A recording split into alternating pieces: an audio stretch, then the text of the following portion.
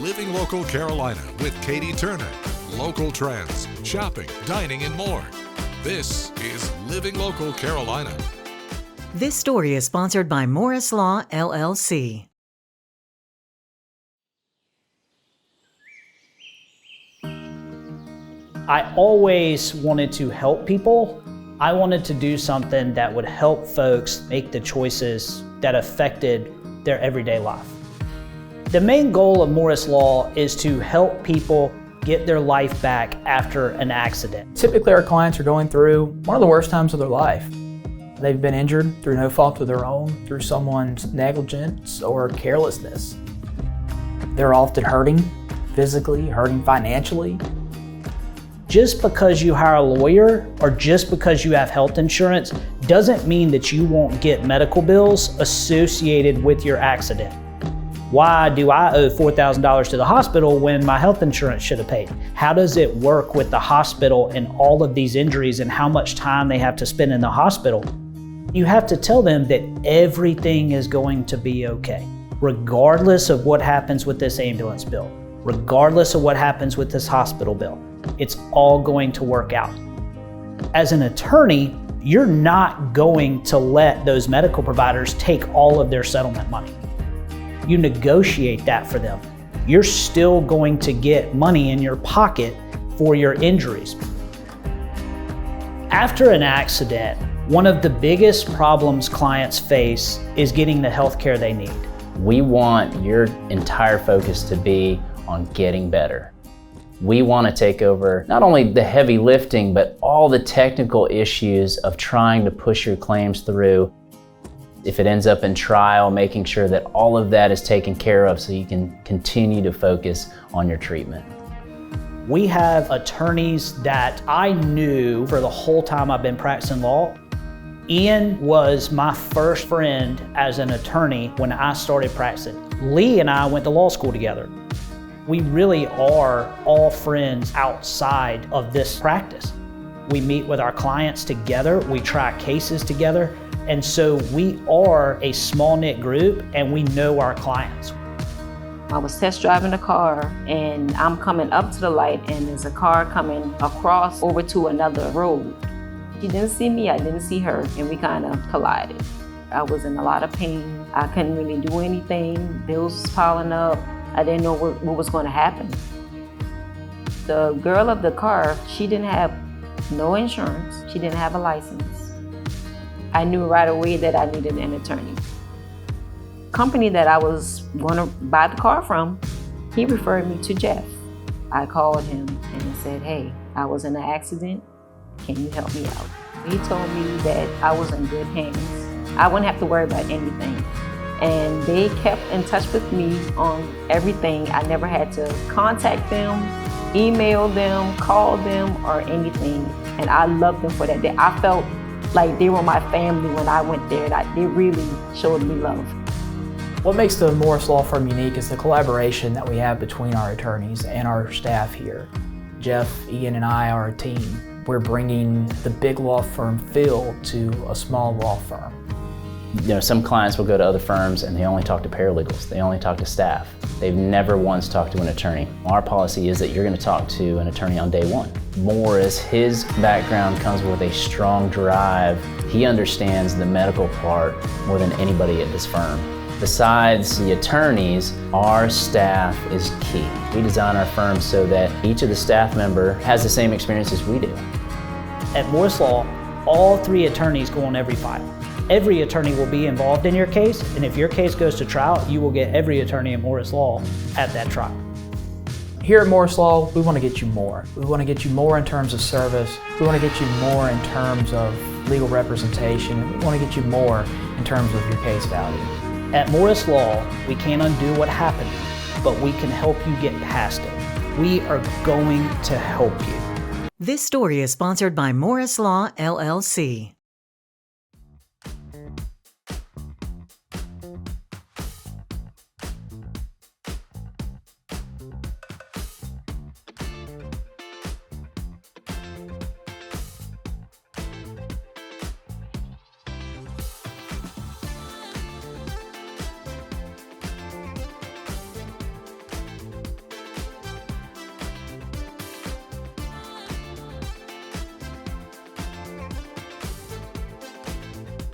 We'll be back right after this break with more Living Local Carolina.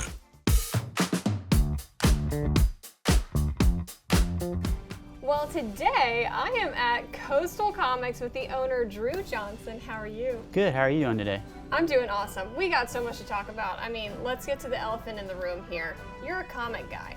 A little bit, you know, you might say that. I started collecting when I was about 8. Did it my whole life, and it's kind of spiraled into having my own store the last 10 years. And you have pretty much a little something for everyone.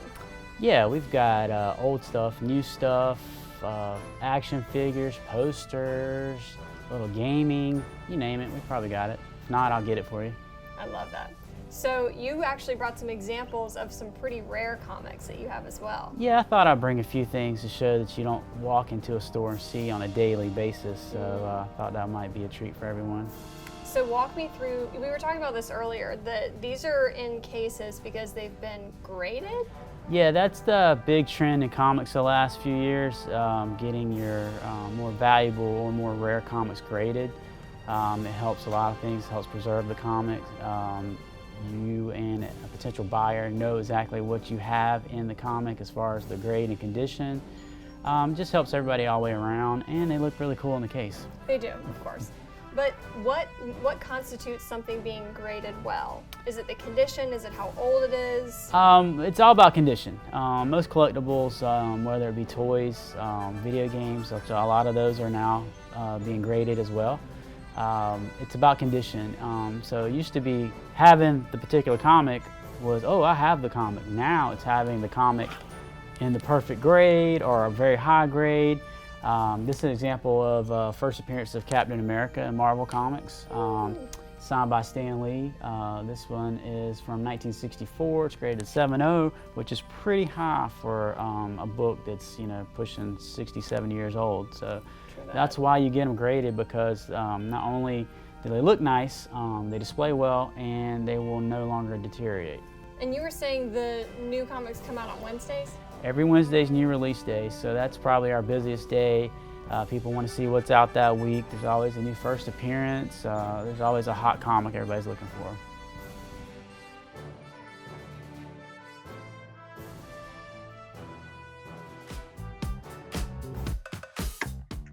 Good morning. Thanks everybody for joining us today on Living Local Carolina. Today I'm joined by Will from Dreamwalkers. How are you doing? Good. Awesome. I want you to go ahead and tell me your story. Got injured. Well, actually, I played basketball and football at college. Yeah. I was like the only freshman playing football and basketball. At the end of my sophomore, actually it was the last spring game, I got injured making a tackle. The injury was I fractured my C4, C5 vertebrae.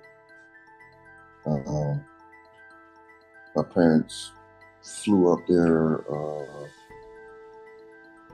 They quit their jobs, and I was with them for every day for like 4 years straight. Wow. Before my mom passed. What are some of the resources that Dreamwalkers helps out with? If I have the funding and backing from the community, I'll give away as much as possible. It doesn't matter. My goal is to help others out in my position. So are you able to provide like equipment? You were saying transportation. What does that look like? It was just like some folks need to go to the doctor, or someone need to go out with their family. They're having family functions and they're stuck at home. You know, little things like that would be a huge plus for someone's family. Mentally, I would want to have physical therapy, someone that deals with mental health, or therapists, just different outlets, like with people in my position, that they can reach out to Dreamwalkers just like that and get an answer.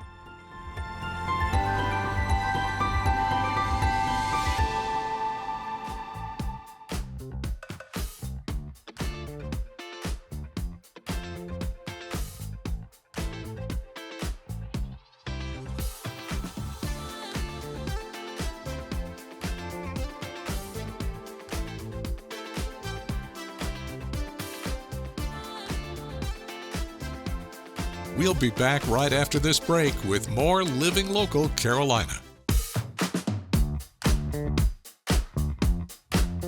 Well, welcome back to Living Local Carolina, everybody. Today I am joined by Matt, who is a producer amongst a ton of other titles.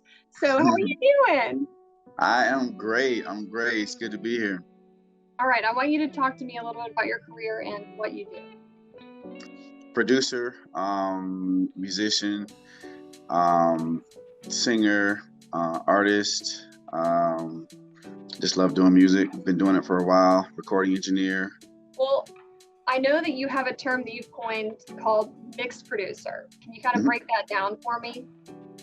Yeah, so what producer actually started out in music, it started out as the person who pretty much directs the song. And so, back in the days, like, in the 80s, 90s, Teddy Riley or Berry Gordy or someone, or Puffy would produce a record, and they didn't necessarily play, or like Puffy wouldn't necessarily play anything. He would just direct the song. Put that snare there. That sounds really great, and I'll approve it. Then Teddy Riley kind of came along and kind of did everything himself. Like, he did all the music, he directed everything, got everything together. And then now it's kind of evolved to the producer kind of just does the beat. Well, that isn't really what a producer does. And so the mixed producer kind of puts more of a context for the engineer. A lot of times now the engineer is the one who is kind of putting all the effects and making producer decisions.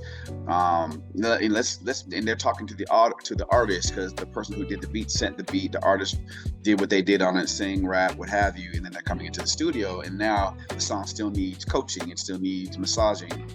And so usually the engineer is the one who does it. So now you call the engineer the producer, but they don't necessarily get credit for doing the things that they're doing, you know what I mean? And so what mixed producer does is kind of give language to what's actually happening, because I'm changing songs, adding even to the point where adding more instrumentation with the instrumentation that's there, like putting more snares here, or putting a break here, changing the entire sound of this part, making decisions that are producer's decisions, that if you didn't know the engineer did that, you would be like, oh, the producer's great, you know what I mean? But producer just put a kind of a boom tap. They did their thing. They put the foundation on, but the finishing product was really, really created by the engineer. So.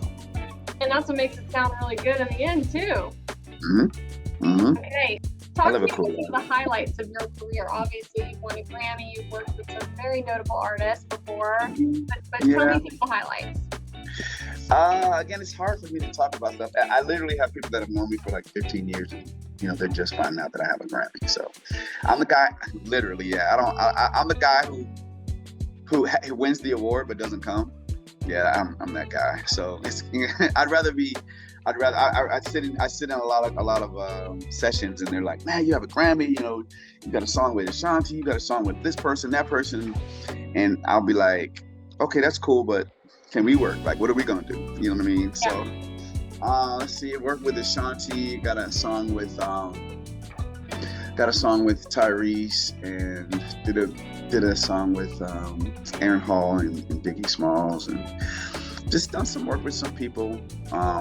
Traveled a couple of places and worked with a lot of dream people. But it's cool. I'm sure you have a million stories, but what are you working on right now? Now I've relocated from, my main place was Richmond, Virginia. And so now I've moved to California. So kind of relocating and kind of getting things, I'm in Sacramento. I'm really, really working on establishing a second location for the studio that we had in Richmond. So we're kind of expanding. It's a spot recording studio in Richmond, Virginia. Go check them out.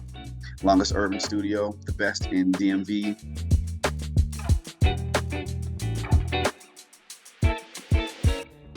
Don't forget to like our page on Facebook and follow us on Instagram and Twitter. How to use the QR code. Just open the camera app on your smartphone, iPad, or tablet. Point your device at the QR code so the QR code appears on your screen. Your device will recognize the QR code and show you a notification. Click that notification and you'll come to our website.